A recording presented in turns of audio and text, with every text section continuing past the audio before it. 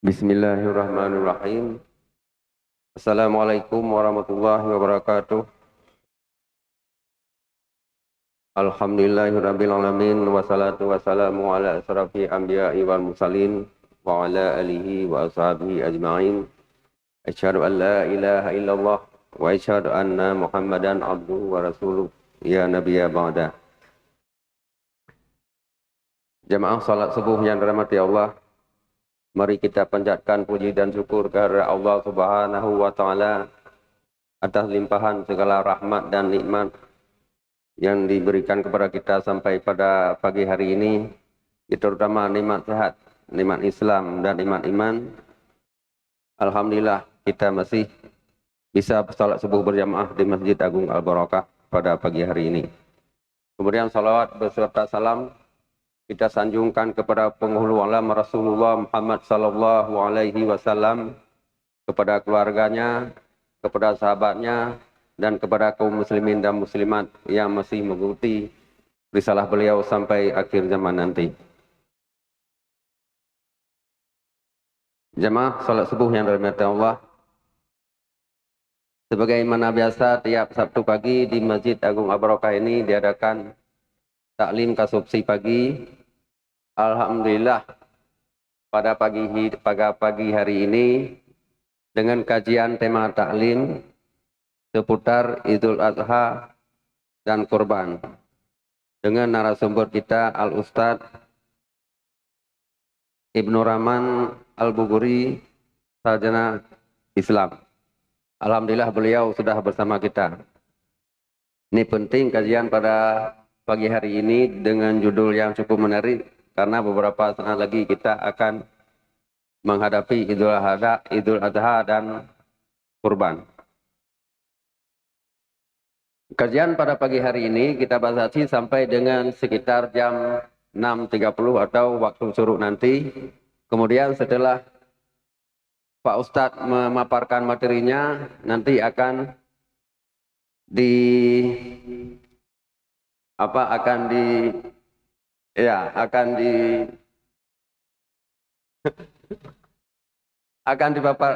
dibuka beberapa pertanyaan sampai 3 pertanyaan, karena 2 atau 3 pertanyaan. Makanya nanti kepada jamaah silakan bertanya yang berhubungan dengan tema pada pagi hari ini.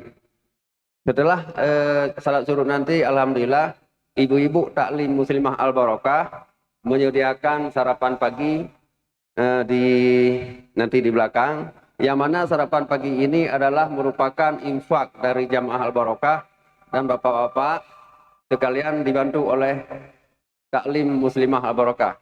Kepada bapak-bapak kami himbau juga pada pagi hari ini, kepada bapak yang kelebihan rezekinya, silakan yang ingin berinfak di bidang konsumsi, silakan menghubungi panitia kasubsi pagi atau ibu-ibu taklim Muslimah Al-Barakah.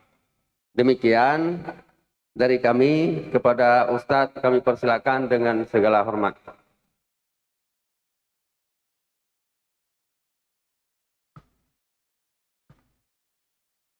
Bismillahirrahmanirrahim. Assalamualaikum warahmatullahi wabarakatuh. Alhamdulillahirabbil alamin. Wassalatu wassalamu ala nabiyyina Muhammadin khatamil anbiya'i wal mursalin wa ala alihi wa sahbihi ajma'in wa ba'du. Jamaah rahmati Allah Subhanahu wa taala. Alhamdulillah, segala puji bagi Allah Rabb yang menguasai alam ini, kembali memberikan kesempatan dan nikmat terbesar dalam hidup kita, bahwasannya di sisa-sisa umur kita masih bisa melangkahkan kaki kita menuju masjid yang kita cintai ini dalam rangka melaksanakan satu kewajiban kita, sholat subuh berjamaah. Mudah-mudahan sholat kita sholat yang terima di hadapan Allah Subhanahu wa ta'ala. Dan insya Allah kita perpanjang waktu kita niatkan i'tikaf yang semoga senantiasa kita dicatat oleh para malaikat, ya, dianggap sholat terus sampai kemudian kegiatan kita berakhir insya Allah. Dan saya turut juga mendoakan semoga kita semua dalam keadaan sehat walafiat. Allah jamin kesehatan diri dan keluarga kita. Yang sakit semoga Allah tetapkan kesabaran dan semoga Allah angkat dan sembuhkan penyakitnya insyaallah. Dan hari ini mudah-mudahan menjadi wasilah Allah turunkan berkah rahmat atas kita sekalian insyaallah. Baik jamaah yang dirahmati Allah Subhanahu wa taala, 12 bulan dalam setahun selain bulan Ramadan, ada satu bulan yang memang memiliki keutamaan juga. Di antara keutamaan 12 bulan itu selain bulan Ramadan, ada yang kita kenal dengan nama bulan Dzulhijjah. Di mana bulan Dzulhijjah ini, sebagaimana dalam satu hadis Rasulullah sallallahu alaihi wasallam beliau pernah menyampaikan, "Mal amalu fi ayyamil ashr afdal minal amal fi hadhihi." Kata Nabi, tidak ada amalan yang lebih utama daripada amalan di 10 hari pertama bulan Dzulhijjah ini. Jadi di antara bulan Dzulhijjah ada hari-hari di mana memiliki keutamaan, di antaranya apa? 10 pertama bulan Dzulhijjah, 10 hari pertama bulan Dzulhijjah. Lalu kemudian sahabat menyatakan, walal jihadu fi sabilillah, tidak juga jihad ya Rasulullah? Beliau menjawab, walal jihad, tidak juga jihad. Illa rajulun kharaja yukhatiru bi nafsihi wa malihi falam yarji bi syai'. Kemudian Rasulullah menyebutkan apa amalan itu? Kecuali seorang yang keluar menerjang bahaya dengan dirinya dan hartanya sehingga tidak kembali membawa sesuatu pun juga. Jadi di masa lalu bagaimana pelaksanaan ibadah haji ini? Ya, ketika seseorang meninggalkan hartanya, yang membawa dirinya di hadapan Allah Subhanahu wa taala, meninggalkan keluarganya, maka itulah salah satu amalan yang paling utama yang ada di antara bulan Dzulhijjah ini. Cuma masalahnya hari ini negara kita belum lagi mengirimkan duta-dutanya Allah menuju Makkah Al-Mukarramah. Ya, kita nggak perlu khawatir sebenarnya. Ini rahmannya Allah Subhanahu wa taala sebagai umat Rasulullah sallallahu alaihi wasallam, ternyata ada amalan-amalan yang nilainya itu seperti haji dan umrah. Salah satunya apa? Kita menghadiri masjid, tidak keinginan kita ingin mendapatkan kebaikan dengan menuntut ilmu, maka pulangnya kita dari menuntut ilmu ini itu setara dengan pulang daripada pergi haji itu. Jadi Masya Allah, berapa kali antum pergi haji nih? Ya pulang haji gitu kan. Jadi Masya Allah, banyak amalan-amalan yang setara, yang pahalanya dengan haji dan umrah. Salah satunya itu, kita hadir menuntut ilmu, mendatangi masjid ini, ya tidak ada niat lain kecuali ingin mendapatkan kebaikan. Ya daripada ilmu yang disampaikan, insya Allah pulang, kata Nabi, dia mendapatkan haji dan kesempurnaannya insya Allah. Maka Masya Allah hari ini kita nggak sia-sia. Kita lempeng-lempengin hati kita, luruskan niat kita semata-mata menuntut ilmu karena Allah Subhanahu wa ta'ala. Nah kemudian juga disebutkan oleh Al-Imam Ibnu Hajar rahimahullah, beliau menyatakan apa? Kenapa kok bulan Dzulhijjah ini punya keutamaan? Anna sababa fi imtiyazi asyri Dzulhijjah limakan dijtima'i ummahatil ibadati fi. Kenapa kok keistimewaan bulan Dzulhijjah itu jadi sesuatu yang memang harus kita raih fadilahnya? Karena dia ternyata menjadi tempat berkumpulnya ibadah-ibadah induk itu. Ya, wahiyya as-salah, ada salatnya. Wassiyam, ada puasanya. Wassadaqah, bermakna dia kurban. Wal hajju, termasuk juga ibadah haji. Jadi Masya Allah. Jadi bulan Dzulhijjah ini utama karena ternyata di dalamnya adalah tempat berkumpulnya ibadah-ibadah yang induk itu. Itulah karenanya para ulama sepakat selain daripada bulan Ramadan, di antara 12 bulan selama setahun, ada satu bulan lagi yang memiliki luar biasa adalah bulan Dzulhijjah. Ya, nah selain daripada adanya pelaksanaan ibadah haji, kemudian ada beberapa ritual yang disyariatkan oleh umat Rasulullah Muhammad sallallahu alaihi wasallam yang sebagaimana telah Allah syariatkan pula kepada umat-umat sebelum kedatangan Rasulullah Muhammad SAW untuk melaksanakan ibadah kurban itu. Ya, beberapa masyarakat memandang bahwa yang namanya ibadah kurban itu ya seakan-akan ibadah yang dimensinya menjadi fokus pada dimensi sosial. Sehingga orang terfokus bagaimana caranya untuk bagi-bagi dagingnya ketimbang syiar untuk menyembelih hewan kurban itu sendiri. Padahal di masa lalu ya Nabiullah Ibrahim alaihissalam ketika menyembelih anaknya diganti oleh Allah Subhanahu wa taala dengan domba ya dengan kibas ya Nabiullah Ibrahim alaihissalam tidak direpotkan tentang bagaimana bagi-bagi hasil sembelihan domba kibasnya itu sebagai ganti menyembelih anaknya itu. Maka sesungguhnya yang namanya ibadah kurban ini ibadah ritual, ibadah mahdhah ya yang nggak bisa kita akal-akalin ya, yang nggak bisa kita ganti jenis hewannya, yang nggak bisa kita melaksanakannya di luar hari yang telah Allah tentukan, maka ini terkait dengan ibadah yang sifatnya ritual. Maka sesungguhnya ada orang-orang yang kadang-kala luput ya menganggap bahwa ibadah kurban itu seakan-akan ibadah yang memiliki dimensi sosial. Memang iya, hikmahnya saja. Tapi terkait dengan apa yang menjadi hakikat daripada ibadah kurban, bagaimana seseorang menyerahkan hartanya di jalan Allah Subhanahu wa taala dengan menyerahkan ya hewannya, hewan sembelihannya, dia mengalirkan darah di hadapan Allah Subhanahu wa taala, itu pun sudah cukup sebenarnya. Ya, mau tuh daging mau dimakan sendiri, mau buat keluarganya, mau dibagi-bagi sebagai sedekah, ya itu tidak berpengaruh terhadap sahnya kurban seseorang, atau barangkali tidak dimakan sama sekali. Ya misalnya satu ketika yang kurban ini banyak gitu satu kampung, sampai tidak mau ada orang yang mau terima sedekah daging kita. Kan ada masa ya di mana sedekah seseorang dia bawa keliling kampung, nggak ada yang mau terima sedekah dia. Ya, kenapa? Semua orang kaya, semua orang punya harta. Ada satu saat Rasulullah sampaikan itu. Yamshur rajulu bi shadaqatihi. Ya ada seorang yang berjalan membawa sedekahnya, fala yajidu man yaqbaluha. Tidak ada yang mau terima sedekah dia. Kenapa? Hari itu orang semua kaya. Ya, kalau begitu bagaimana dengan ada hewan yang kita sembelih? Kalau seandainya dagingnya ternyata tidak kita distribusikan ya dalam bentuk sedekah, dalam bentuk hadiah, ya dibuang begitu saja, maka secara fikih orang yang telah menyembelih hewan kurbannya mengalirkan darah ya pada hari-hari nahar, ya maka sahlah kurbannya di hadapan Allah Subhanahu wa taala. Cuma hari ini bagaimana orang memodifikasi yang ibadah yang ritual itu lebih cenderung kepada nilai hikmahnya. Ya, bagaimana supaya ada menyembelih hewan kurban, dagingnya bisa didistribusikan ke beberapa daerah, ya sehingga banyak kebiasaan kita yang kadang-kala mengirimkan hewan-hewan kurban kita disembelih di tempat yang lain. Gak ada masalah sebenarnya.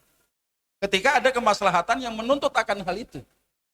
Ya sekalipun para ulama ada yang mengharamkan, ada yang memakruhkan mengirimkan hewan sembelihan kurban kita di luar domisili si kurban tinggal itu. Ya kecuali ada maslahat yang menuntut ya ada kebaikan ketika kita menyerahkan hewan kurban kita di luar domisili si mudhahi tinggal di satu tempat itu.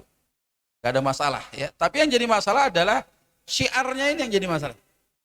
Ya karena yang namanya hewan kurban ini kita sembelih itu bagian daripada syiar. Bagaimana kita tunjukkan di hadapan dunia bahwasannya ada salah satu perintah Allah Subhanahu wa taala yang namanya ibadah kurban. Jadi kalau ada orang mengirimkan ibadah, ya dia beribadah menyembelih hewan kurban, yang dia menyerahkan hewan itu di luar domisili, ya si pekurban itu tinggal, maka banyak beberapa kesunahan yang tidak bisa diamalkan oleh si mudhahi ini. Ya misalnya apa? Bagaimana dulu orang-orang Arab jahiliyah mereka mengharamkan sembelihan-sembelihan mereka yang diserahkan untuk berhala-berhala mereka, itu diharamkan. Daging-daging sembelihan itu dimakan oleh siapapun.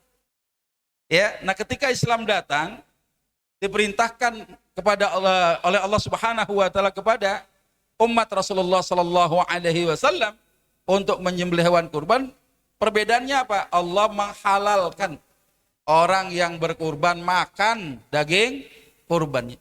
Bahkan orang lain bisa mendapatkan sedekah dari daging yang dihasilkan daripada hewan sembelihan kita. Bahkan bisa kita hadiahkan. Apa bedanya sedekah dengan hadiah? Kalau sedekah kita berikan kepada mereka yang memang membutuhkan. Tapi kalau yang namanya hadiah, ada orang-orang yang memang ya bukan orang susah, kita menghadiahkannya. Maka orang-orang kaya pun boleh menerima ya hasil sembelihan daging hewan kurban kita dalam bentuk hadiah. Ya, nah ini kan masya Allah ya. Mungkin setiap tahun kita sudah membahas beberapa hal yang terkait dengan fikih kurban itu sendiri.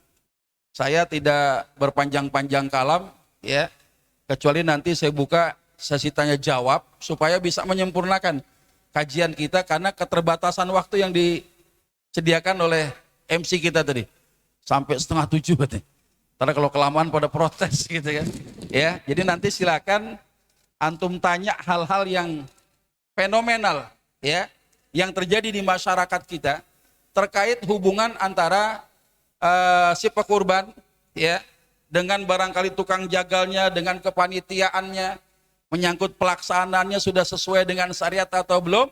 Jangan sampai niat yang tadinya ibadah dikotori dengan perbuatan-perbuatan hal-hal yang menyebabkan kurban menjadi sia-sia. Ya kita khawatir ya. Dari tahun ke tahun kita berkurban tapi karena kurangnya ilmu sehingga kualitas ya ibadah kurban kita itu tidak membawa kebaikan di sisi Allah Subhanahu wa taala. Karena nanti silakan ditanya hal-hal yang terkait dengan fikih kurban itu sendiri yang insya Allah mudah-mudahan kita bisa adakan tanya jawab dan itu bisa menyempurnakan kajian kita pada kesempatan hari ini. Saya putuskan begini karena memang waktunya terbatas. Ini ada 150-an slide. Ya kalau kita buka semuanya ya tidak sesuai dengan kebutuhan sayang juga. Karena setiap tahun kita selalu membahas masalah terkait dengan fikih kurban itu sendiri. Ya. Nah, terkait dengan masalah Idul Adha. Ya, kita menunggu kepastian daripada pemerintah kita. Saya tinggal di Jakarta, sudah mulai ada keputusan yang diedarkan oleh Gubernur DKI, ya bahwasannya daerah-daerah yang zona merah, ya maka pelaksanaan sholat Idul Adha mungkin akan dilaksanakan sebagaimana tahun-tahun yang lalu. Tapi insya Allah kita berharaplah semoga Allah Subhanahu wa taala Maha Kuasa atas segala sesuatu, ya kita serahkan tawakal kita sempurna di hadapan Allah. Semoga dengan seiring tumpahnya darah-darah hewan kurban yang kita niatkan untuk merencanakan kebaikan kita, mudah-mudahan seiring itu juga hilang juga wabah penyakit yang melanda setiap kampung-kampungnya orang-orang beriman di hadapan Allah Subhanahu wa taala. Mudah-mudahanlah ya kita bisa kembali beraktivitas sebagaimana biasa. Itu sebagai pembuka barangkali ya. Untuk kesempurnaan nanti silakan MC kita mengatur ya adanya sesi tanya jawab ya agar supaya materi kita bisa kita laksanakan secara sempurna insyaallah. Tafadhol. Kalau ada yang mau tanya dipersilakan. Ya, jemaah silakan siapkan pertanyaan. Alhamdulillah langsung kita buka sesi tanya jawab sekitar Idul Adha dan kurban. Silakan. Assalamualaikum warahmatullahi wabarakatuh. Waalaikumsalam warahmatullahi wabarakatuh.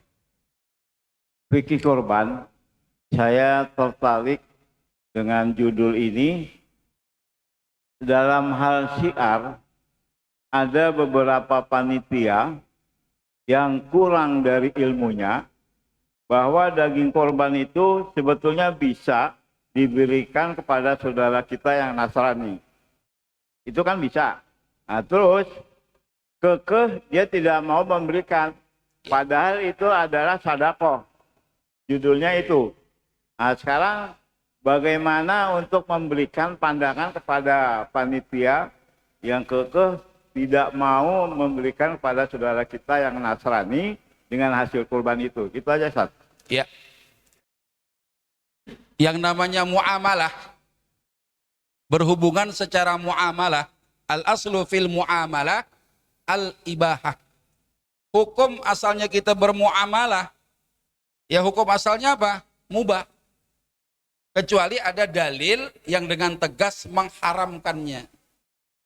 Ya, sekarang bagaimana bentuk muamalah itu? Hubungan pergaulan antara kita nih sama tetangga yang muslim, yang non muslim juga.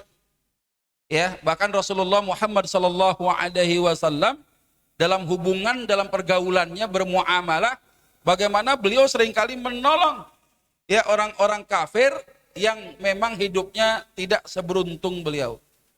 Ya, contohnya apa? Ketika ada seorang Yahudi buta yang tinggal sendirian, keluarganya kagak tahu, nggak jelas, mau makan aja susah, ya. Sepanjang hidup Rasulullah Sallallahu Alaihi Wasallam, beliau bawakan roti dan susu yang terbaik, masya Allah. Kalau kita kan kita kasih suruh makan aja sendiri beres kan, tapi enggak. Rasulullah menyuapi rotinya, meminumkan susunya ke mulut si Yahudi buta ini. Ya, walaupun dalam kisah itu terungkap ya oleh Sayyidina Abu Bakar radhiyallahu taala anhu bahwasannya si Yahudi buta ini setelah diberikan kebaikan begitu hebatnya dari Rasulullah sallallahu alaihi wasallam, tapi yang diterima oleh Rasul apa? Ya Tuhan, hati-hati dengan orang yang namanya Muhammad. Ya, Muhammad itu orang yang berbahaya, kalau ketemu bunuh aja katanya. Ya, padahal yang di hadapannya siapa? Rasulullah sallallahu alaihi wasallam. Apakah Rasulullah kecewa mendengarkan feedback ya? Kebaikan yang diberikan kepada si Yahudi buta diterima justru bukan kebaikan. Ya, enggak, Rasulullah enggak pernah kapok tuh, gitu kan? Apalagi ketimbang ya kita tadi tuh dalam pergaulan sehari-hari, satu kompleks, satu klaster ada orang kafir, ada non muslim tinggal itu di tempat kita. Nah, cuma yang jadi masalah ada beberapa varian. Corona aja punya varian tuh. Ada rasa durian atau stroberi kan. Yang namanya orang kafir pun punya varian. Ya, varian kafir itu ada 3. Ya. Ini yang paling umum ini. Bagaimana para ulama menyebutkan tentang varian kafir ini. Yang boleh yang mana buat si kafir ini kita bermuamalah dengan mereka. Coba kita lihat. Ada yang namanya kafir mu'ahid. Orang kafir yang mengikat perjanjian damai dengan kaum muslimin. Ya, termasuk yang bagaimana kalau ada orang kafir masuk ke wilayahnya kaum muslimin, dia dapat izin tinggal di situ dengan visa. Ya, ini kafir mu'ahid nih, ya. Yang begini nanti boleh enggak gitu ya. Kemudian ada kafir harbi. Orang yang nyata-nyata secara fisik memerangi kaum muslimin. Ya. Kemudian ada kafir zimmi yang mendapatkan zimmah. Orang kafir yang hidup di bawah pemerintahan kekuasaan kaum muslimin. Mereka tunduk terhadap pemerintahan Islam. Ya. Nah, yang keempat ditambahan ada kafir musta'man. Kafir yang aman-aman aja tinggal berdampingan dengan kaum muslimin. Gak pernah ganggu kita. Ada kerja bakti dia ngikut, ya. Ada kematian kita dia coba datang menghibur juga, gitu kan. Ada anak yatim di kampung kita santunan, dia paling gede santunannya. Yang begini nih, ya. Nah, sekarang kafir yang mana? Yang dibolehkan menerima sedekah daging kurban itu sebagai hadiah. Ulama beda pendapat nih. Ulama mazhab Malikiyah berpendapat makruh. Makruh itu kurang disuka, tapi boleh. Makruhnya memberikan daging kurban kepada orang kafir, makruh. Ya, kurang disuka. Bukan haram. Ya. Boleh tapi kurang disuka. Ya. Sementara ulama-ulama Syafi'iyah berpendapat tentang haramnya memberikan daging kurban kepada orang kafir kalau kurbannya kurban wajib. Apa contohnya kurban wajib tuh? Apa contohnya? Kalau ada orang punya nazar. Kalau nanti nih tanah sebelah rumah gua laku nih, ya itu tanah gua yang kosong laku, gua mau kurban tahun ini. Ya, kapan janji bisa menjadi keinginan bisa menjadi nazar? Pada saat apa yang terbersit di hati kemudian dikeluarkan dengan lisan. Yang namanya nazar itu apa? Al-wa'du bi khairin au bi syarrin. Janji mau melakukan kebaikan atau keburukan, namanya nazar juga. Yang namanya nazar kalau nilainya ibadah namanya nazar tabarrur. Ya, ada orang janji begitu, kalau jadi nih ngawinin janda sebelah rumah nih. Ya, tuh yang anaknya satu si Mahmud Abbas, mamah muda anak baru satu katanya. Jadi nikah, saya mau nyembelih kurban tahun ini.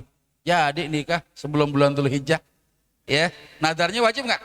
Wajib. Nah, kurban yang begitu wajib. Nazarnya wajib. Nah, daging yang dari nazar yang wajib itu nggak boleh. Haram hukumnya, diberikan kepada orang kafir dengan semua variannya itu. Nah, makanya panitia tanya sebelum ada kambing itu dibawa. Ini kambing kurban sunnah atau kurban wajib? Catat. Pisahin dagingnya. Ya, dan nggak boleh orang yang nyembelih hewan kurban, dia punya hewan kurbannya karena nazar, nggak boleh dia makan hasil sembelihannya dia sendiri, tapi keluarganya boleh nggak? Boleh. Dianya nggak boleh. Ya, dan itu harus diedukasi. Al-muddohinya diedukasi, panitianya kudu diedukasi juga. Makanya cakep tuh pertanyaan tuh, dicatat, bikin tambahan kolom listnya. Bagaimana sifat hukum kurbannya, wajib atau sunnah? Kalau wajib begini bang, kalau sunnah begini bang nih, kasih tahu. Ya, nah sementara untuk yang kurbannya sunnah, beliau mengikuti pendapat ulama-ulama Malikiyah, hukumnya apa ya? Makruh. Karena yang paling utama kaum muslimin dulu.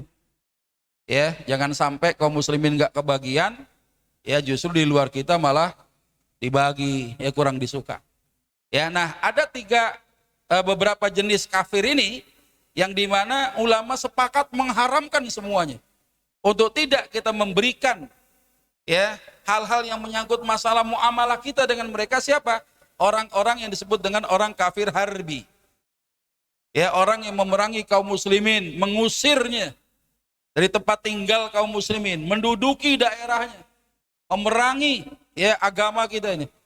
Maka haram hukumnya memberikan kebaikan-kebaikan apapun kepada mereka. Tapi kafir muahid, kafir zimmi, ya sekarang udah ada belum sih? Masih ada nggak tuh kafir zimmah itu, kafir zimmi masih ada nggak? Belum ada lagi. Kenapa? Karena kita belum dipimpin oleh khalifah kembali. Ya, Amirul Mukmininnya belum nongol lagi. Ya, maka bagaimana ada orang kafir yang tinggal berdampingan dengan kaum muslimin di dalam pemerintahannya, dia kemudian berdampingan mendapatkan zimmah perlindungan. Kalau pemimpin kita juga ya tidak nyata-nyata, ya ada satu wilayah yang memang itu miliknya kaum muslimin. Ya berdaulat di situ. Gitu ya. Jadi kafir zimmah tuh belum ada gitu ya. Kalaupun ada ya kafir musta'man. Ya orang-orang kafir yang tinggal berdampingan dengan rumah-rumahnya orang beriman, orang muslim, yang agamanya tuh non muslim, tinggal berdampingan. Nah mereka itu kalau musta'man termasuk ya kafir muahid, ya kafir zimmah, mereka mendapatkan sodakoh kita walaupun ulama menghukumi itu hukumnya makruh. Ya udah, nggak usah jadi perdebatan dah. Ya, dan barangkali ini syiar juga kan? Ya syiar juga biarin. Ya. Bahkan di tempat saya, mereka nggak mengharapkan dapat dagingnya, malah ikut nyumbang satu kambing tiap tahun. Ya, jadi orang non muslim di kampung saya itu di Setiabudi, ya di Karet Kuningan Jakarta Selatan, itu setiap tahun nyerahin. Ini kambingnya si Acong nih, ya kambingnya si Anu nih, gitu ya. Nah, itu dia sodakoh dia tuh, ya. Tapi tidak ada kewajiban dia berkurban sebenarnya. Nah yang begini ini nggak ada aturan terkait dengan pelaksanaan ibadah kurban. Mau digodot kapan aja boleh tuh leher. Ya, kambing punya leher mau kita godot malam takbiran boleh nggak? Boleh. Besoknya buat makan-makan panitia nggak ada masalah. Ya, nah, itu yang begitu nggak terkait dengan ibadah kurban kita. Tapi mereka nyumbang juga. Ya, masjid kelihatan mau roboh aja, yang nyumbang pasir 2 truk mereka. Bayangin itu. Ya kita hidup berdampingan, karenanya nggak salah juga kalau seandainya ada tetangga kita non muslim yang hidup berdampingan dengan kita, kita kasih juga itu ya dalam bentuk sedekah ya. Jadi ulama yang mengharamkan sepakat kalau kafirnya kafir harbi. Wallahu a'lam bishawab. Ya, silakan. Assalamualaikum Ustaz. Ini Ya, dari Rizal. audien di luar. Ada pertanyaan dari Ibu Yuliani. Ya, Pertama, ada dua pertanyaan. ya. Satu, apakah jika belum akikah boleh berkurban? Dan kedua tadi mungkin sudah dijawab sama Pak Ustadz. Apakah daging kurban boleh dibagikan kepada tetangga yang non-muslim? Tadi udah, mungkin itu saja. Terima Iya. kasih. Oh, iya. Jadi ulama sepakat bicara hukum akikah itu wajib apa sunnah? Sunnahnya muakkadah. Sunnah yang amat dianjurkan. Kapan kesunahan kita mengakikahkan anak kita yang merupakan beban bagi orang tua? Terutama kepala rumah tangga nih, ayahnya. Ya, hari ke-7 setelah kelahiran anak kita. Kalau nggak ada duit gimana? 14 harinya boleh. Kalau nggak bisa juga gimana? Kapan aja dah. Ya, sampai si anak belum balik itu. Kalau sudah balik, selesai urusannya. Ya, bebannya si ayah itu, kesunahannya udah nggak ada lagi. Ya, kalau sudah balik. Jangankan bicara yang sunnah, yang wajib nafkah saja, jadi kagak wajib ketika anak sudah balik sebenarnya. Karena anak yang sudah balik itu harus dilatih mereka memiliki kemampuan untuk bisa menafkahi dirinya. Disebut dengan nafkah nafsiyah. Ya, bagaimana caranya mendidik anak supaya punya bisa menghidupi dirinya? Antum punya mobil, suruh aja anak cuci. Upahin tuh anak antum. Tuh ayah punya mobil tuh. Mobil ayah cuciin. Ya, upahin dah. Nih 50.000 nih. Ya, buat kamu. Nah, ini melatih anak untuk bisa menafkahi dirinya sendiri. Ya, itu kalau sudah baligh enggak wajib lagi orang tua menafkahinya. Karenanya antum punya anak sampai kuliah antum masih ngebiayain, Masya Allah, sodakohnya orang tua sama anak luar biasa. Ya, nah, sekarang masalahnya adalah akikah belum. Apakah boleh berkurban? Ini yang ngomong siapa? Ya, orang tua maksudnya mengakikahkan anaknya, atau dia yang belum akikah kan gitu. Ya, kan kalau bicara tentang beban akikah itu adalah bebannya orang tua, terutama kepala rumah tangga si ayah untuk anaknya. Ada kesunahannya di situ. Ya, dengan berbagai macam cara pandang ulama memahami tentang rohinah. Ya, sesuatu yang tergadai itu apa gitu. Ya, macam-macam lah ya perbedaan pendapat. Ada seperti barang yang harus ditebus gitu kan. Ada seandainya anak belum diakikahkan, ini rentan digoda oleh asyaitan. Ya, misalnya ada ulama yang menyatakan itu. Ya, lepas daripada pandangan ulama tentang makna rohina, ya, makna tentang masalah gadai, ya, anak yang tergadai kecuali dia diakikahkan, lepas daripada itu. Nah, dua-duanya itu hukumnya sunnah. Akikah itu hukumnya sunnah, ya, ibadah kurban juga hukumnya sunnah. Boleh nggak sih yang sunnah-sunnah ini satu amalan dua niat? Boleh aja, nggak ada masalah. Ya, kecuali ada yang muatannya wajib. Jangan dicampur-campur. Kalau dua-duanya sunnah, niatkan nggak apa-apa, insya Allah dapat. Ya, insya Allah dapat. Ya, akikah belum, kurban belum. Mana yang duluan? Ya, ada di bulan Dzulhijjah. Kita punya keluasan harta, oh bisa deh, akikah entar-entaran dulu lah, ngambil yang bulan Dzulhijjah dulu, boleh juga kalau duit kita ya masih bisa dipanen kan gitu. Ya, tapi kalau duitnya terbatas, satu amalan yang sunnah, ya, kemudian menggabungkan dua niat yang sunnah tadi, hukumnya boleh nggak? Boleh, karena prinsipnya akikah dengan berkurban sama-sama mengalirkan darah. Jelas nih ya, yang nanya nih mudah-mudahan insya Allah tuh ya. Tapi kalau saran ana, si penanya kalau duitnya agak luas gitu, ya, bukan boleh nggak boleh, dua-duanya boleh kita lakukan. Atau menggabungkan niat dengan satu amalan yang sunnah itu. Ya, atau misalnya kita misahkan, hari ini saya pengen kurban dulu deh. Ya, di bulan Dzulhijjah ini ada keutamaannya. Nanti di bulan yang lain saya baru akikah, boleh juga. Ya, tergantung kemampuan kita. Yang penting dua-duanya sunnah, Antum tinggal pilih mana yang prioritas sesuai dengan kemampuan yang bisa kita lakukan. Wallahu a'lam bishawab. Bentar, yang pegang mic ini. Silakan, Ji. Ya, makasih Ustaz. Beberapa orang itu kan banyak kemampuan untuk berkorban. Namun, apa yang disyaratkan bahwa orang itu umpamanya tidak mau berkorban? Ya. Terus kemudian derajat orang yang berkorban adalah mencapai ketakwaan. Nah, ciri-ciri orang yang bertakwa dalam arti korbannya diterima oleh Allah itu kira-kira apa saja yang kita peroleh? Apa saja yang kita harus lakukan, Ustaz? Satu itu, Ustaz. Bah, ini barangkali menambah pertanyaan. Barangkali orang yang menyembelih hewan korban itu banyak. Tentang syar'inya menyembelih korban itu kira-kira apa saja? Terima kasih, Ustaz. Ya, ini satu pembahasan nih tanya. Terkait dengan masalah hukum berkurban dulu ya. Ikhtalafal fuqaha fi hukmil udhiyah hal hiya wajibah am hiya sunnah. Ulama berbeda pendapat tentang hukum untuk berkurban. Apakah dia wajib apa sunnah? Ya, ulama min madhahibil arba'ah. Ulama di antara 4 mazhab, 3 mazhab mengatakan sunnah muakkadah, di antaranya siapa? Al-Malikiyah, Wasyafi'iyah, Wal-Hanabilah. Tapi ada satu pendapat mazhab Al-Hanafiyah. Al-Ahnaf menyatakan yang namanya kurban itu hukumnya wajib. Ya. Faqala Abu Hanifah washabuh. Abu Hanifah dan para sahabatnya mengatakan apa? Innaha wajibah. Sesungguhnya kurban itu hukumnya wajib. Marratan fi kulli amin 'alal muqimina min ahlil amsar. Wajib setahun sekali bagi orang yang berdomisili.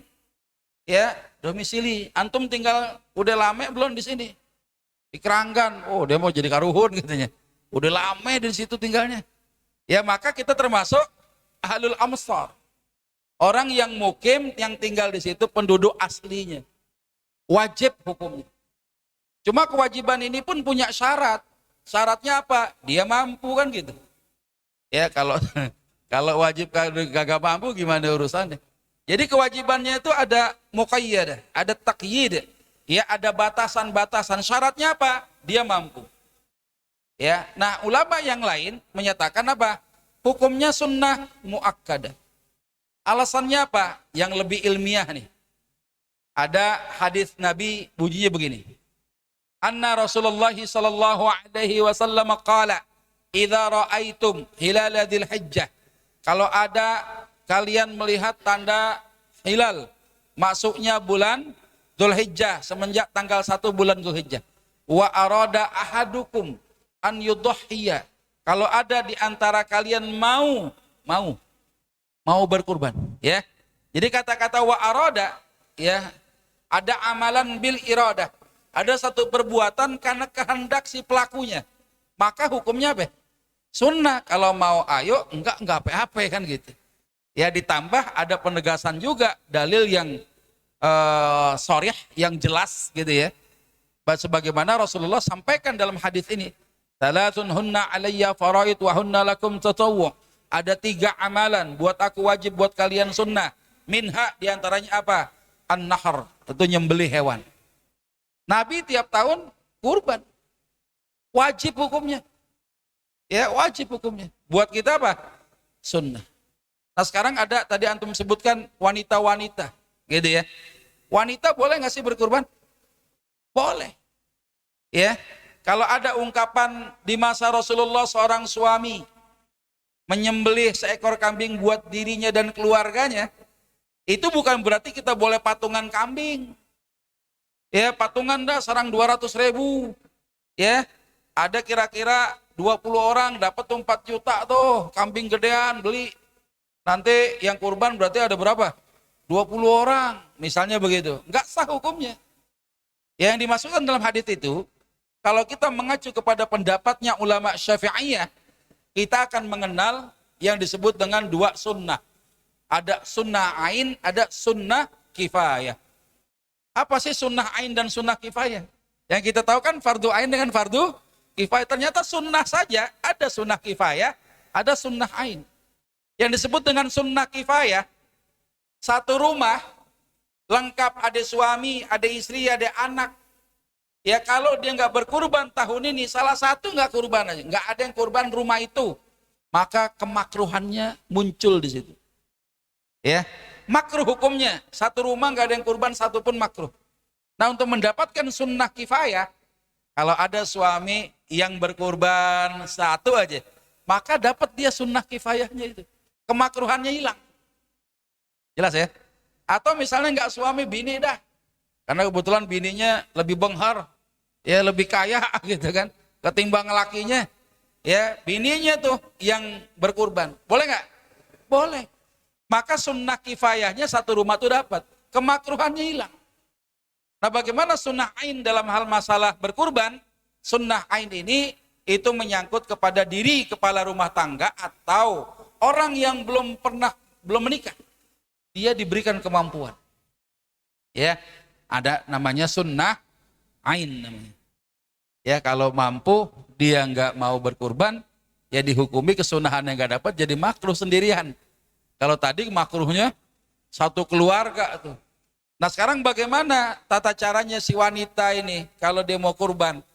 Perempuan boleh nggak sih motong hewan kurban sendirinya, boleh nggak?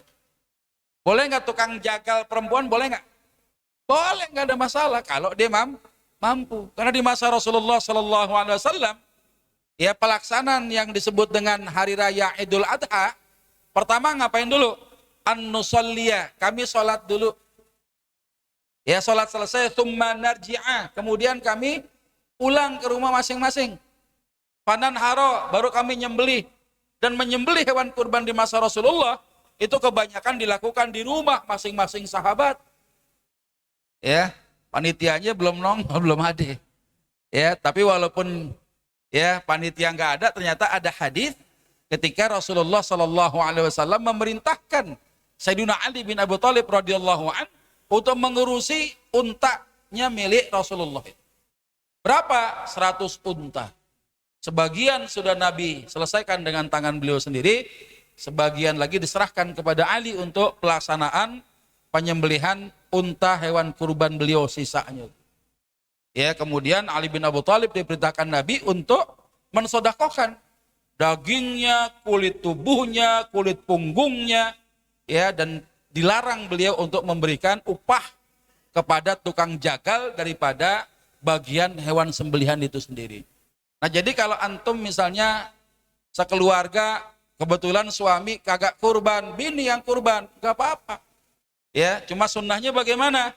Ajak deh tuh pada hari penyembelihan hewan kurbannya datang menyaksikannya. Hikmahnya apa? Jadi kita tahu bahwa kurban yang disembelih daripada kurban kita itu sesuai dengan kaidah-kaidah syar'iyah. Ya, artinya ya sah hukumnya. Di antaranya apa? Disembelih pada hari nahar. Disembelih setelah sholat selesai. Ya, pelaksanaan ibadah sholat Idul Adha selesai, kemudian disembelih itu salah satu sahnya. Ya, orang itu kalau nyembelih hewan maka dianggap dia mendapatkan pahala kurban. Tapi kalau digodotnya, disembelihnya sebelum pelaksanaan sholat selesai, maka enggak sah kurbannya. Nah kalau kita menyaksikannya kan kita jadi tahu, ya, yang motong siapa, muslim apa bukan. Ya, baca bismillah ketika motong hewan kurban wajib apa sunnah? Apa syarat itu? Ya, di antara 4 ulama, 1 ulama yang menyunnahkan saja. Siapa? Kalangan ulama asy-Syafi'iyah yang menyebutkan kalau memang hewan itu hewan yang halal, ya disembelih mengucapkan lafaz basmalah itu sunnah. Walaupun 3 ulama mensyaratkan menyembelih hewan gitu yang halal gitu, ya maka disyaratkan harus menyebut asma Allah. Ya udah, kita padukan saja daripada ribut di lapangan. Baca bismillah juga nggak ada salah-salahnya juga gitu ya. Dapat sunnahnya juga, syarat berdasarkan 3 ulama tuh syarat sahnya penyembelihan juga dapat. Ya, minimal itu. Ya, kalau diterangin semuanya jadi panjang ceritanya. Cuma yang jelas kalau wanita tidak bisa menyembelih, dia perintahkan orang lain, maka si wanita ini membayar upah si tukang jagal, jangan dari bagian daging hewan kurbannya itu. Alasan yang paling mendasar kenapa nggak boleh? Karena ada larangan. Man ba'a jilda udhiyatahu fala udhiyatalah. Barang siapa yang menjual kulitnya saja, kulit hasil sembelihan hewan kurbannya, fala udhiyatalah, maka nggak ada kurban buat dia, nggak sah hukumnya. Maka jangan kita bayar ya tukang jagal dalam bentuk ya daging itu sebagai upahnya, jangan. Kalau dihadiahin boleh nggak? Boleh, apalagi suka si tukang jagal orang susah. Kalau nggak susah nggak jadi tukang jagal, dia jadi orang kaya. Ya kasihlah untuk hadiah boleh. Ya, nah itu alasan yang paling logis ya, sebagaimana ulama nyatakan tentang keharaman memperjualbelikan. Nah kita bayar pakai daging itu sebagai upah, itu kan sama saja menggunakannya dalam bentuk ya barter, jual beli jasa kan gitu, nggak boleh. Ya, nah kalaupun ada orang yang berkurban, dia ngambil kulitnya, boleh nggak dijual? Boleh nggak sih? Kalau ada si pekurban pengen jual kulitnya, boleh nggak? Si pekurban, kan tadi ada dalil langsung man ba'a jilda udhiyatihi. Barang siapa yang menjual ya jilda udhiyatihi, kulit hasil sembelihan hewan kurbannya, fala udhiyatalah, maka tidak ada kurban baginya. Tapi ada ulama kalangan al-Hanafiyah itu membolehkan seorang mudhahi menjual hasil sembelihan hewan kurbannya itu, tapi dengan niat apa? Ketika dia dapat duitnya disedekahin. Ya, ketika dia dapat duitnya disodakohkan, maka itu nilainya konversi, boleh. Ya, makanya panitia-panitia kalau dijual itu kulit, ya, kemudian kulit hasil penjualannya itu dapat sejumlah uang, gitu ya. Uang itu diserahkan dalam bentuk sodakoh lagi. Jangan dijadikan upah untuk membayar jagal dan panitia, hukumnya nggak boleh, haram. Ya nggak boleh tuh. Jadi boleh saja dia menjual bagian daripada hewan sembelihannya itu, ya dengan syarat ya bahwasannya dikembalikan hasil penjualannya untuk jadi sodakoh. Ya, nah, ini disebutkan oleh ulama-ulama al-Hanafiyah nih. Walau ba'aha bid-darahim, kalau kemudian daging itu dijual dengan sejumlah uang, liyatasaddaqa biha, ya hasilnya disodakohkan, jaza, maka itu diizinkan, dibolehkan. Li'annahu qurbatun kattasadduq bil jildi wal lahm. Ya, karenanya itu bagian daripada ibadah seperti sodako dengan kulit dan daging. Ya, jadi nggak boleh dijual duitnya kita pakai sendiri, jangan. Ya, jadi hasil penjualannya itu kembali dalam bentuk sedekah, hukumnya boleh. Ya, ini bukan bicara tadi hadis tadi jelas. Ini pendapat ulama. Ini pun juga jadi dalil. Ya, yang namanya dalil apa coba? Yang namanya dalil itu apa? Ini kita bicara masalah usul nih. Hati-hati nih. Ya, yang namanya dalil itu apa? Apa hanya terikat dengan Quran dan Sunnah saja? Antum teringat nggak satu hadis ketika Rasulullah mengutus dua sahabat, diantaranya Mu'adz bin Jabal, kemana? Ke Yaman.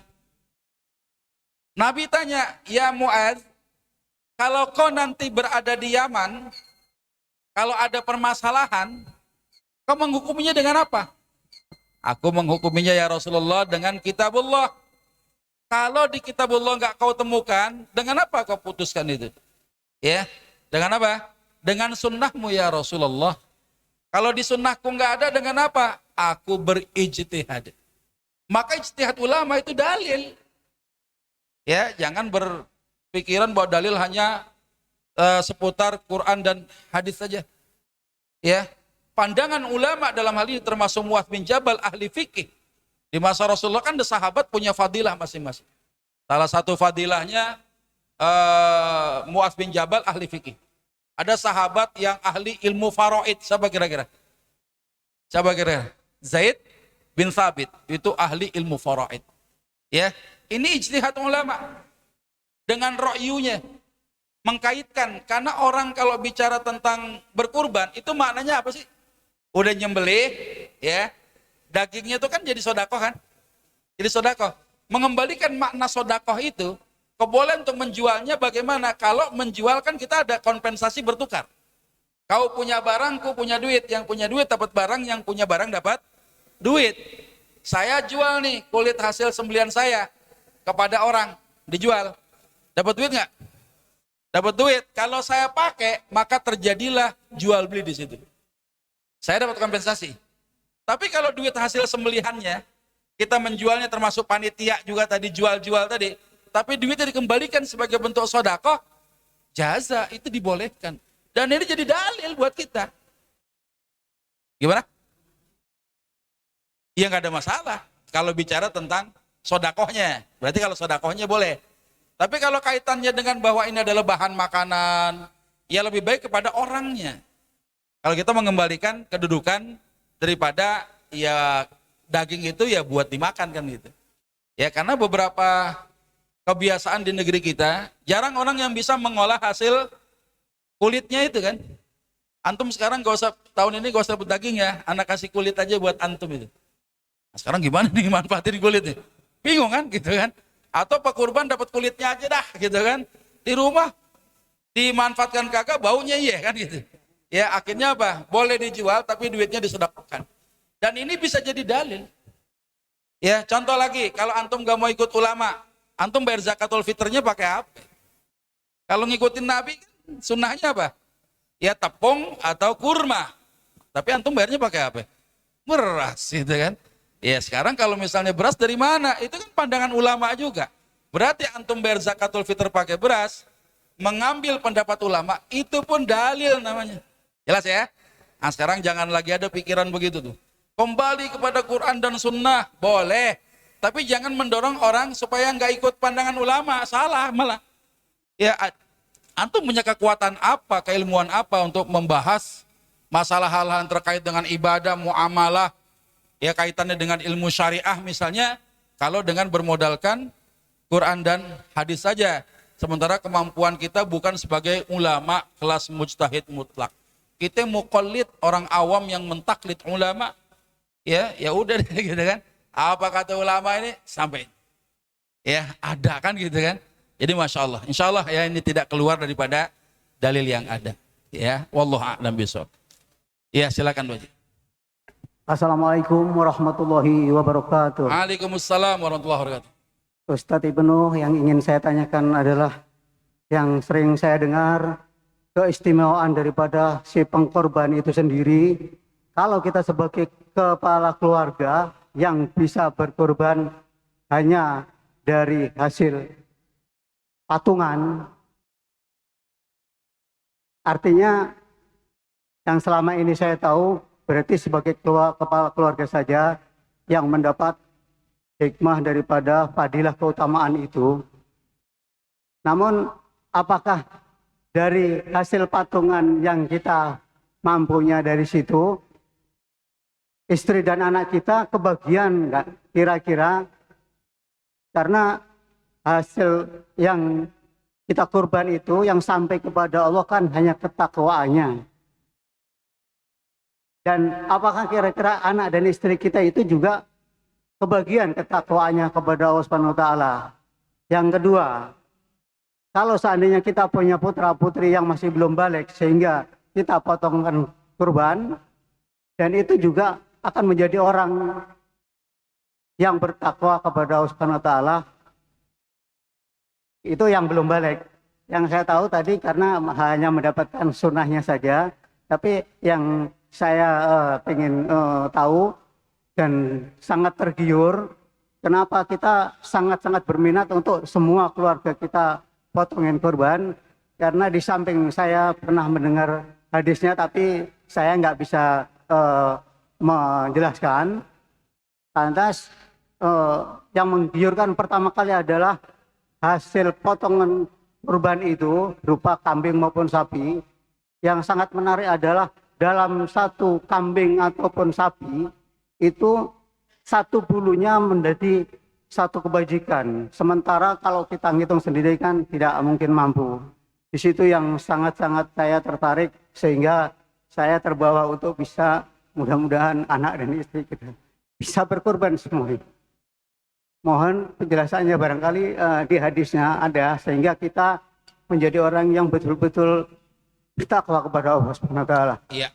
Hanya itu yang bisa saya tanyakan sementara. Wassalamualaikum warahmatullahi wabarakatuh. Waalaikumsalam warahmatullahi wabarakatuh. Ulama ketika mendefinisikan kata udhiyah. Jadi udhiyah itu hewan yang kita sembelih pada hari nahar. Walaupun nggak salah juga disebut dengan kurban. Mungkin asalnya ini nih maknanya. Ma yudzakka taqarruban ilallahi ta'ala fi ayyamin nahar bi syara'id makhsusah. Hewan yang disembelih dengan tujuan apa? Bertakorup. Jadi kalau ada orang berkurban, bisa gak dia mendapatkan derajat takwa? Ia menjadi wasilahnya. Orang yang dekat dengan Allah kan takwa dia. Maka wasilah untuk menghadirkan takwa kita kepada Allah, ada wasilah-wasilah. Salah satunya apa? Dia rela mengeluarkan hartanya, beli kambing yang paling gede, gitu kan, kalau dia mampu, sapinya yang gemuk sekali, yang dagingnya banyak kan lebih utama, kan gitu kan. Kemudian ya dia berkurban. Ya, makanya ini juga hikmahnya bagaimana? Orang tuh tercatat sebagai orang yang mau mendekatkan dirinya kepada Allah Subhanahu wa taala. Nah, sekarang saya nggak mampu, Ustaz. Saya sih pengennya tiap tahun kurban, keluarga pada patungan. Bini punya duit patungan, anak patungan. Yang beruntung kalau anaknya banyak. Ya, makanya bersyukur orang baik, anaknya kudu banyak. Dunia lebih baik diisi sama orang-orang baik. Ya, keturunan orang saleh, keturunan orang alim, keturunan orang-orang baik-baik nih kayak antum nih sekarang nih, anaknya kudu banyak. Ya, kalau ada orang bilang banyak anak banyak rezeki, bukan orang yang bilang, Allah yang sampaikan. Karena tiap manusia ditentukan rezekinya oleh Allah. Anak antum 12, kecil udah satu kambing mah. Patungan aja udah, gitu kan. Nah, ketika patungan, nama yang disebut bukan satu keluarga. Antum aja nih tahun ini nih, siapa nih nih? Antum nih, suami, ya udah sebutin. Insya Allah yang tadi pada patungan tadi dapat pahalanya. Pahala apa? Pahala dari sodakoh daging yang diberikan kepada orang lain dalam bentuk sodakoh maupun hadiah. Tapi pahala kurbannya, ya yang berkurban yang dapat insya Allah.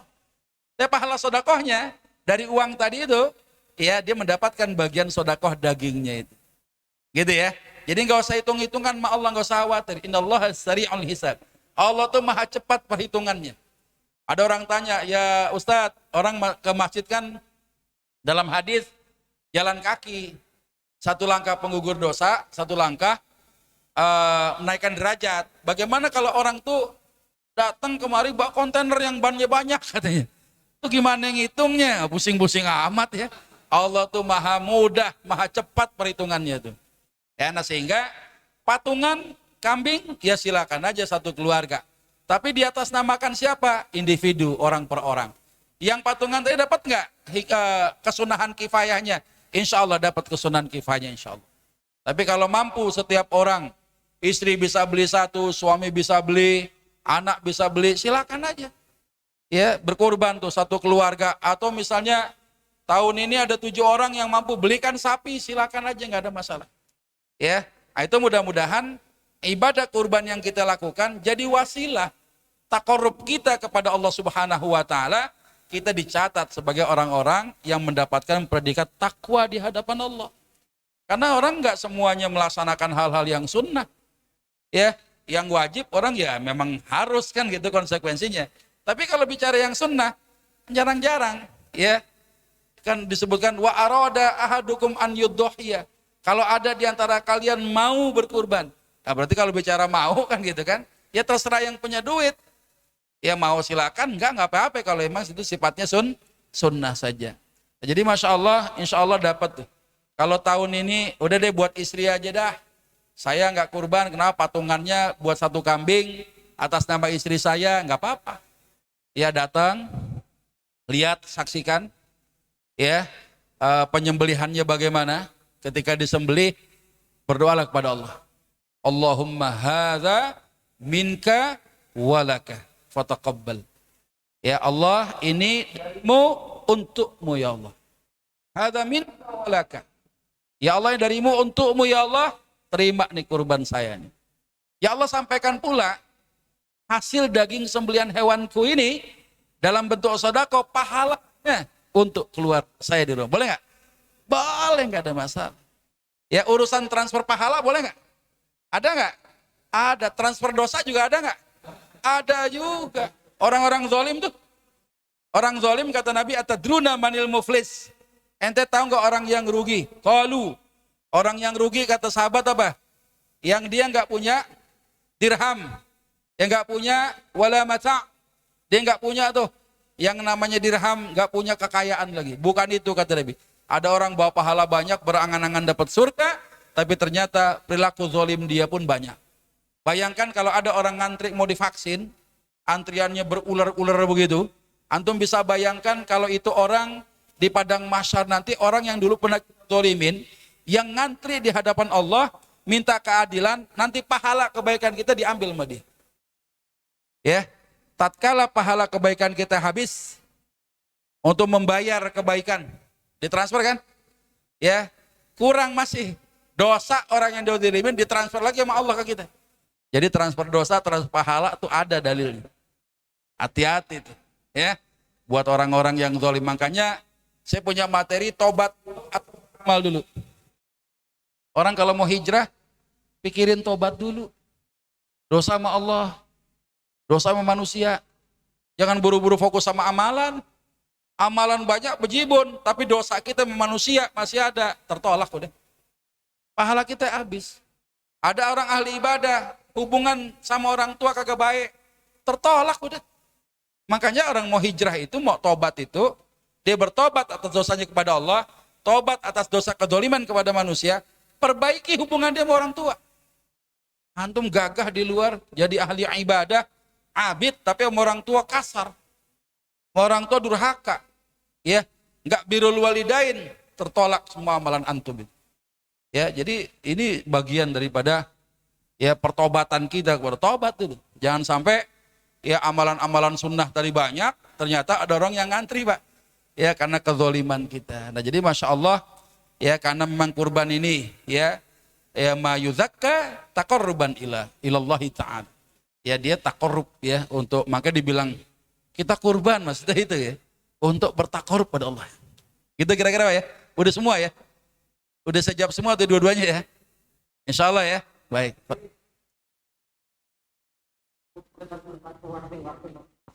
Ya. Terserah MC nih. Ini baru jam berapa nih? Silakan. Udah jatuh omong MC masalahnya. Dua pertanyaan lagi ya. Ya, silakan. Setuju Pak tadi Pak, mohon Pak. Ya. Yang Jawabnya sampai jam 7. Makanya pertanyaannya panjang-panjang. Silakan Pak. Tafadhol Pak. Silakan Ustaz Anwar. Assalamualaikum warahmatullahi wabarakatuh Pak ya. Waalaikumsalam. Ini masalah perkorban tujuannya kan takarub minallah. Ya. Baik pengorban. Jangan nanti salah. Zaman dulu kan di masing-masing rumah Pak.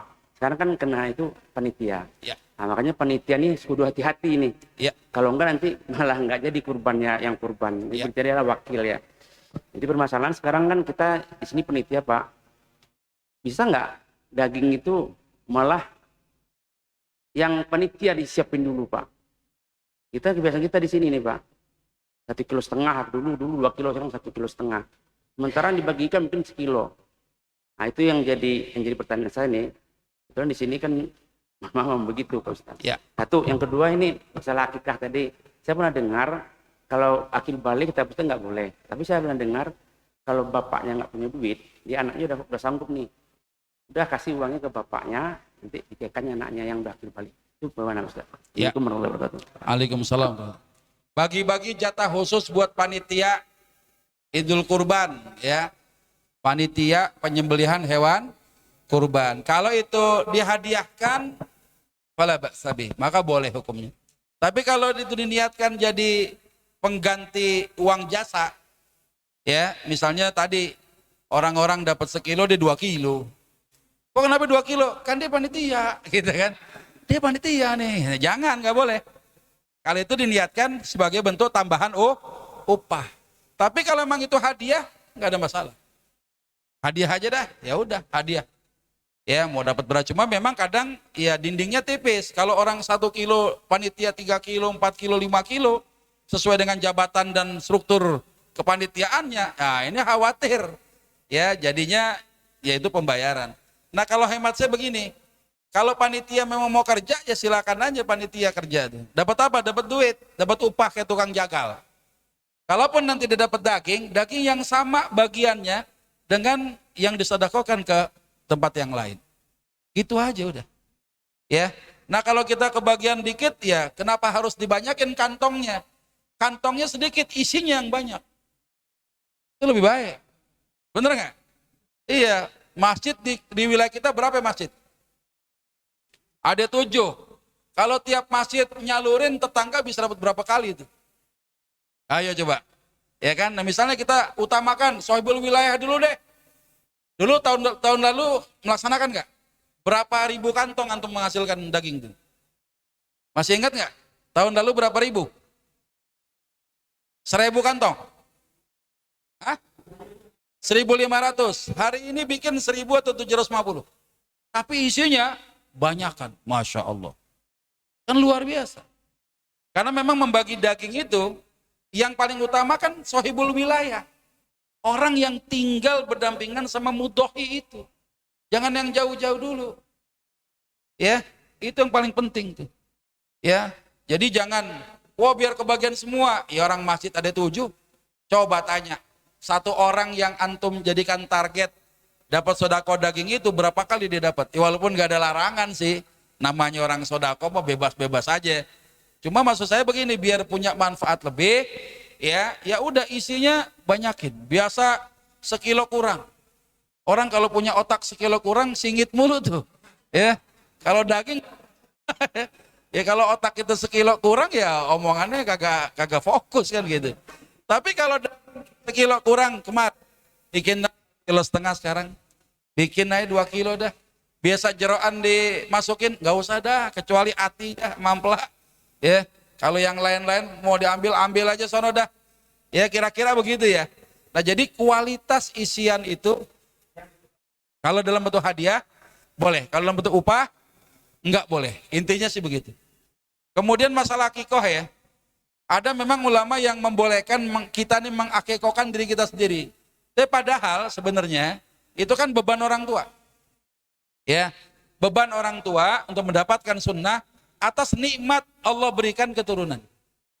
Ya, sekalipun ada dalil di mana Rasulullah ya disebutkan pernah mengakikohkan ya dirinya sendiri, yang ini masih terjadi kalangan ulama tentang kesunahan ini letaknya pada diri si anak itu atau pada orang tuanya kan gitu. Ya, kalau seandainya dia boleh, ambillah pendapat misalnya dia boleh mengakikohkan dirinya sendiri, ya nggak perlu kayak tadi itu. Nih saya kasih duit beliin kambing buat saya. Ya nggak perlu begitu. Kalau dia mengambil pendapat yang membolehkan mengakikohkan dirinya sendiri. Tapi sebenarnya beban si ayah ini udah gugur kesunahan. Pada saat 7 harinya enggak, 14 harinya enggak, kapan aja sampai sebelum balik itu enggak juga. Udah dewasa juga, kesunahannya hilang sebenarnya. Artinya dia fadilah untuk mendapatkan keutamaan daripada akikah itu gugur sebenarnya. Kan gitu. Si anak kalau mau mengakikahkan boleh nggak? Ya nggak ada larangan, silakan aja. Ya boleh-boleh aja. Tadi itu kaitannya sama yang ada di online tadi ya, dari YouTube ya. Itu beliau tanya begitu. Jadi dua-duanya ya sunnah, ya tinggal kita pilih mana yang sesuai dengan prioritas kita dan kemampuan kita insya Allah. Ya, saya rasa begitu ya. Ini terakhir 5 menit aja. Ya, mudah-mudahan ada motivasi. Amalan yang punya nilai haji dan umrah. Saya bacain aja ya. Mudah-mudahan antum yang pergi haji tahun ini tiba-tiba ke cancel, nggak berangkat lagi. Ternyata masih ada amalan-amalan lain yang bisa punya nilai haji dan umrah. Coba saya baca ini. Dari Anas radhiyallahu taala anhu qala, ata rajulun Rasulullah sallallahu alaihi wasallam faqal, seorang laki-laki mendatangi Rasulullah sallallahu alaihi wasallam. Mengatakan apa? Inni ashtahi al-jihad wala aqdiru alaih. Ya Rasulullah, saya ini pengen berjihad, tapi saya nggak mampu. Ya, kemudian Nabi tanya, hal baqiya min walidaik ahadun? Apakah ada salah satu orang tuamu yang masih hidup? Qala, ada ya Rasulullah, ummi, emak saya masih hidup. Kemudian apa kata Nabi? Ya, fa'ablillah fi birriha. Ya, maka Rasulullah sampaikan, bertakwalah kepada Allah dengan berbuat baik kepada ibumu. Jadi bakti kita sama orang tua itu punya nilai apa kata Nabi? Fa idza fa'alta dzalik, kalau kamu mau berbakti kepada ibumu, fa anta hajun wa mu'tamirun. Coba tuh. Dapat ya, orangnya punya status dia seperti berhaji, berumroh, wa mujahid, dan dia mendapatkan pahala jihad di hadapan Allah. Coba itu. Itu awalnya niat dulu, niat mau berjihad, nggak mampu karena masih ada emak di rumah, kan gitu. Udah lo pulang aja dah bakti sama emak lo. Ternyata itu adalah setara dengan haji dan umrah. Jadi bersyukur ya, antum di usia sekarang kalau masih ada orang tua, masya Allah, itu pintu surga itu. Ya jangan sampai hilang. Jadi berbakti kepada orang tua, pahalanya haji dengan umrah. Ya. Nah kemudian dari Abi Umamah, an Nabi sallallahu alaihi wasallam qala, Rasulullah bersabda, man masya ila salatin maktubah, barang siapa berjalan menuju salat wajib ya fil jamaah, berjamaah, fahiya kahajjatin, maka dia seperti orang berhaji. Antum berapa kali pulang haji itu? Subuh berangkat, pulang deh haji. Ya hajinya hahaha banyak itu. Ya. Waman masya ila salati tatawu'in, barang siapa yang dia berjalan menuju salat sunnah aja, fahiya ka umratin tammah, dia mendapatkan ya umroh yang sunnah secara sempurna. Jadi masya Allah. Jelas? Ya, jadi nggak usah khawatir, masih dapat ini. Masih daripada Abi Umamah, beliau merawikan sabda Rasulullah sallallahu alaihi wasallam, man masya ila salatin maktubah wa huwa mutatahhir, barang siapa keluar dari rumahnya dalam keadaan bersuci menuju salat wajib, fa ajruhu ka ajril hajil muhrim, maka dia pahalanya seperti pahala orang yang berhaji. Ya, waman masya ila subhatid duha, barang siapa yang keluar untuk sholat sunnah duha. Sholat isyraq tuh, ya ntar nih kita lakuin, itu ada ulama yang menyampaikan tuh sholat duha sebenarnya. Jadi antum gak usah kayak orang gerasa gerusu udah suruh gak dapat sholat isyraq, ya udah sekarang taklim dulu sholatnya ntar, karena masih dapat. Ya, siapa yang berjalan menuju sholat duha, la yunhiduhu illa iyyahu, ya, dia tidak melakukan, oleh karena itu fa ajruhu ka ajril mu'tamir, maka dia pahalanya seperti orang yang melakukan pahala umrah. Coba ya, ini hadis yang berikutnya saya bacain aja nih. Man shalla salata subhi fi masjid jamaah, barang siapa mengerjakan salat subuh dengan berjamaah di masjid, ya yathbutu fihi, dia tetap di dalamnya, ini antum nih, ya hatta yusalli subhatad duha, kemudian dia melakukan salat sunnah duha, kana ka ajri hajin au mu'tamirin tammah hajjatuhu wa umratuhu, maka dia mendapatkan kesempurnaan pahala seperti orang berhaji atau berumrah. Habis ini nih salat tar kita, pulang dapat haji sama umrah, insya Allah tenang. Jadi umat Rasulullah asik banget. Ya ini yang masyhur di kalangan kita. Man shallal ghadah fi jamaah, barang siapa melaksanakan salat subuh berjamaah, summa qa'ada yadhkurullah, kemudian dia duduk sambil zikir pada Allah. Ya, at-ta'allum, kita belajar sekarang minadz zikri, bagian daripada zikir. Malaikat naungin kita nih sampai kita ntar pulang. Ya, hatta tatlu asyams, sampai kemudian waktu tulu', waktu syuruk, keluar tuh mataharinya, tanda waktu subuh sudah habis. Summa shalla raq'atain, dia kemudian salat 2 rakaat. Ada orang bilang salat sunnah isyraq, ada orang bilang salat sunnah duha. Ya, kanat lahu ka ajri hajjah wa umrah, maka dia mendapatkan pahala seperti orang berhaji dan berumrah. Tammah 3 kali Nabi bilang sempurna. Jadi masya Allah. Ya, jadi walaupun kita nggak bisa berhaji tahun ini, buat antum yang barangkali udah deadline-nya harus berangkat sekarang ternyata tertunda, kita masih bisa mengamalkan amalan-amalan yang punya nilai haji maupun bernilai umrah sempurna di hadapan Allah Subhanahu wa taala. Itu barangkali yang bisa disampaikan ya. Saya mengizinkan materi ini bisa di-copy. Barangkali antum punya masjid juga di luar masjid kita yang butuh disampaikan pada waktu rapat-rapat kepanitiaan, ya ini bisa dijadikan materi untuk bagaimana panitia melakukan hal-hal yang terkait dengan penyembelihan kurban dan diselenggarakan di beberapa masjid. Ya tapi syaratnya yang antum pelajarin dulu nih slide-nya, jangan sampai salah pencet yang mana tadi ini gitu ya. Jangan sampai begitu ya. Insya Allah itu saja. Banyak bicara, banyak salah. Kalau salah saya minta maaf. Kepada Allah sama-sama kita memohon ampunan. Itu saja, terima kasih. Saya serahkan kembali kepada MC kita. Assalamualaikum warahmatullahi wabarakatuh. Terima kasih Pak Ustadz atas materi pada hari ini. Insya Allah materi tersebut sangat bermanfaat bagi kami untuk menambahkan ilmu dalam menghadapi hari raya juga hari Idul Kurban. Mari kita tutup kajian pada hari ini dengan membaca kafaratul majelis Pak Ustadz. Mari kita sama-sama baca doa kafaratul majelis. Subhanakallahumma wa bihamdika asyhadu an la ilaha illa anta astaghfiruka wa atubu ilaik walhamdulillahi rabbil alamin. Saya sebagai pembawa acara lebih dan kurangnya mohon maaf. Assalamualaikum warahmatullahi wabarakatuh.